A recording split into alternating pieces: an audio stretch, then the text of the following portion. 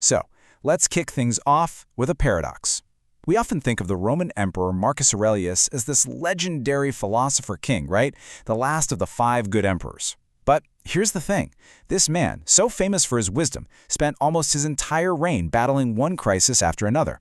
So the question is, how did one of the most powerful men in history manage to navigate a world that was basically on fire? To really get inside his head, you have to start with this quote from his private journal, the Meditations.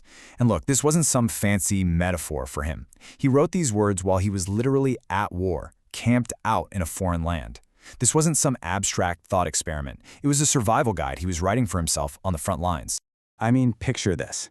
He's out there commanding an army of about 140,000 men, and instead of letting the insane pressure of his job consume him, he turned inward. He used philosophy to keep himself grounded. So, what exactly was this philosophy he was leaning on so heavily? Well, his secret weapon, you could almost call it his mental operating system, was this ancient Greek philosophy that had really taken root in Rome. So let's dive into the toolkit he was using every single day to not just get by, but to actually lead. Yeah, he was a practitioner of Stoicism. And you can forget any ideas of dusty old textbooks here. For Marcus, Stoicism was an active, hands-on way of life. The whole point was to build up your psychological resilience and to live a virtuous life, no matter what the world decided to throw at you. You see, for a Stoic, the ultimate goal wasn't getting rich or powerful. It was all about virtue, and this was broken down into 4 core qualities. Wisdom, so you could tell what was truly important. Justice, to be fair and good to others. Fortitude, courage, to face whatever comes. And temperance, to control your own desires and impulses. And to build these virtues, Marcus had these specific, well, they were like mental exercises, a daily workout for his mind. First, he'd think about some ideal wise person, a sage, and ask himself, what would they do in my shoes? It gave him a role model. Next, he would practice what's called the premeditation of adversity, vividly imagining worst-case scenarios. This basically inoculated him against shock and fear. And finally, he constantly thought about his own death. Not to be dark, but to make sure he kept his priorities straight.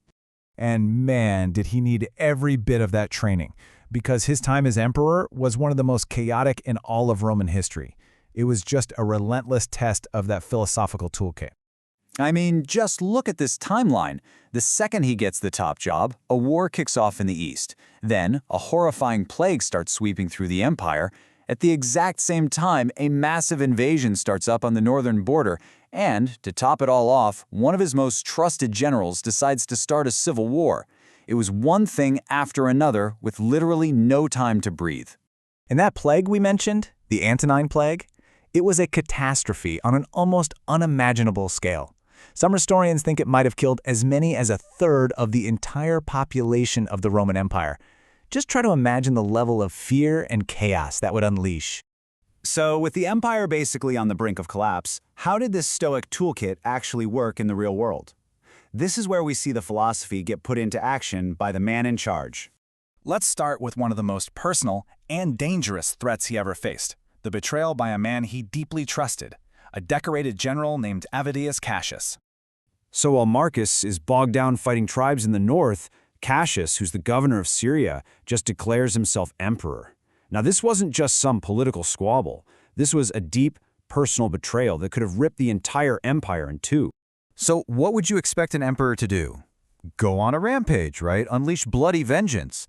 But Marcus's response was guided by that Stoic virtue of justice. He wrote over and over again in the Meditations that he had to treat even his enemies with fairness and kindness. The civil war ended pretty quickly when Cassius was killed by his own men, and Marcus for the most part pardoned the people who had backed the rebellion. He chose stability over revenge. But his battles weren't just with invading armies or rebellious generals. He was shockingly honest in his private journal about an enemy that was much closer to home, his own temper.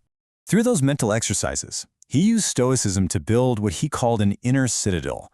It's like a mental fortress where he could retreat from his own anger and all the chaos swirling around him. He knew that if he couldn't control himself, there was no way he could ever hope to control the Roman Empire.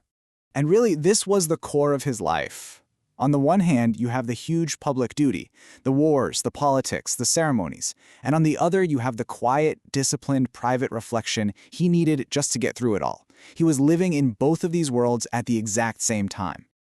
Okay, but for all of his wisdom, there is this one huge criticism that has followed Marcus Aurelius through history, his successor, his son Commodus, who turned out to be one of the absolute worst emperors Rome ever had.